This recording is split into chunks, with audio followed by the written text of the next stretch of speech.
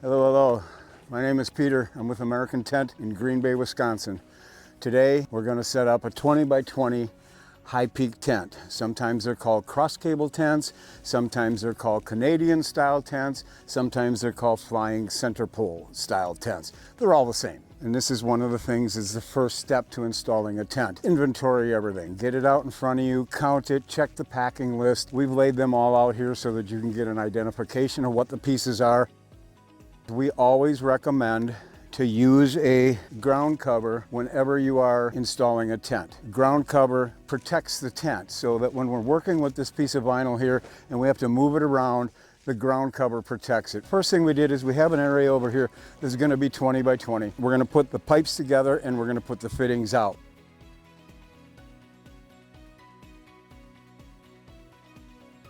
And one thing you'll notice about this style tent, no need for pins, okay? Everything just slips together, and the tension of the cables and the tension in the legs is what holds this frame together. Okay, I'm gonna just go ahead and start assembling all of this.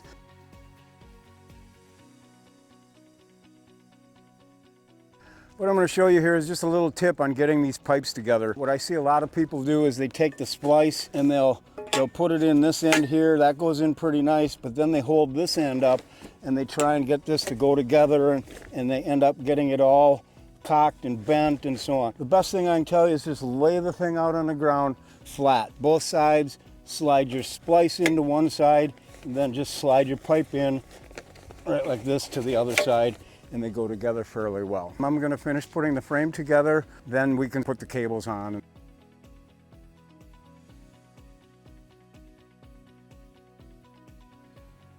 All right, here's the best part about this tent. No pins, no tools, slip together. Well, how does this stay together? The magic is in the cross cables. So to assemble the cables, you just put them on these hooks that are on the fittings, and you'll see that they don't reach. They're too short. Well, they're not actually too short. You have to lift the frame up, hook right on, and then you push the frame right back down, and that tensions the cable. It gets it nice and tight. So this is all set for our next step. Our next step is going to be putting the top on, installing the center pole, and then eventually we're going to go into the air with it. So by laying it out this way, we've rolled it up toward that side. We set it here. Now we can just roll it out, and then my partner and I will unfold, unfold, unfold, and then repeat again. And the trick to this is just play a little tug of war. Ready? And unfold. And then we can take the next fold. And I recommend doing this one fold at a time. I've seen people that grab the corner so that the tent automatically unfolds. That's fine in certain instances. I don't like it with the cross cables. Next step is we have to attach the top to the frame. Right now, we're only going to concern ourselves with the four corners. This goes right over this eye bolt and move on to the next one, the next one, the next one. And now we're to the last corner. The last corner is always the most difficult on a new tent. It gets a little easier as the tent gets used a number of different times. And what you're going to see is I'm going to struggle to get this web over this eye bolt because the tent is new. All the fabric is really nice and tight and crisp. Sometimes you may have to take a pry bar maybe, or a long screwdriver about that long, slide it in here and pull these down. Sometimes you can get them with your thumb. There we go. Okay, so that's about the most difficult, sweat-provoking part of this whole job. All right, the next thing we're going to do is we're going to put the legs in on one side to prop this tent up to give us access to the center pole. I like to make it a habit at this point to put the foot on and also tension strap on. We bring the flap over. You'll see there's two ropes here. We have to tie this corner together. To do that, we take the rope from the right and we go through the left ring on the outside of the side pole. And then we also take the rope from the left side and we go through the right ring, again on the outside of the side pole. And then we can put the two loops together and they will hook onto the tensioner. And we just hook it right onto this hook there. This does not have to be tight. In fact, you don't want it tight. You just want this attached so that when you're ready to tighten the top up, it's good to go. All right, we're going to repeat that process at that corner right there, and then we'll put the center pole in.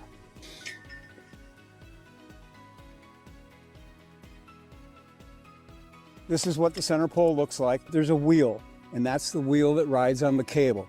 That will ride on the top cable, and this cross will ride on the bottom cable. Let's take it right on in. So here we go. So what we're going to do first is put the center pole through the ring and through the tent. Then we're going to find the correct slot that has the wheel in it. Okay, so you see the cable's riding on the wheel, and this slot right here is for the bottom cable. We just push this up until it runs up against the bottom cable. So once we're to this point, what we're going to do is push down on this cable and get it into this slot. Very simply done. And then the safety pin right here goes right through the bottom to keep the whole assembly from falling off of these cables should we get any sort of violent wind or crazy weather. All right, from here, leg number 3. All right, let's take this up.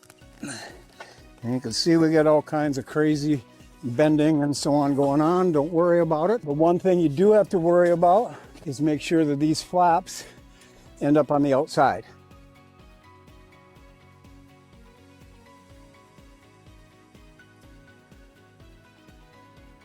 Next step is going to do a little bit of tensioning and squaring up. So we're going to pull the legs so they're standing up.